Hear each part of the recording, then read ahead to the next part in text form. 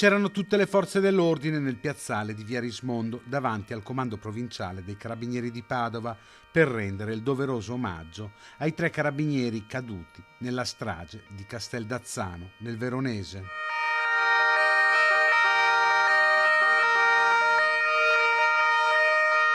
Commosso il comandante provinciale dei Carabinieri, il generale Simone Pacioni, che ha ricordato l'orgoglio di essere carabinieri con azioni silenti, rischi imprevedibili, senso di equità, di equilibrio, di vicinanza e di comprensione, come erano Marco Piffari, Valerio Daprà e Davide Bernardello.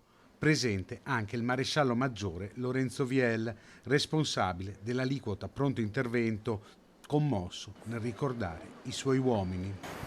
Sono persone, fratelli,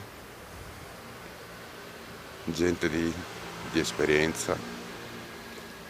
Abbiamo diviso momenti belli, momenti difficili. Nel nostro reparto si arriva solo dopo una selezione e per accettazione anche di tutti gli altri compagni, quindi vi posso dire che erano dei modelli di carabinieri dai quali tutti i carabinieri si ispirano ogni giorno per dedizione, spirito di servizio, per spirito di corpo, spirito di appartenenza. Un ricordo straziante, erano persone equilibrate, professionisti, sempre pronti a mettersi a disposizione degli altri. Non facciamo questo per i soldi, per la gloria o per il rispetto.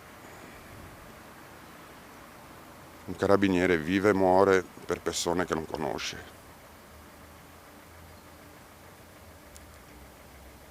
Noi non interveniamo, noi interveniamo e veniamo svegliati di notte e corriamo.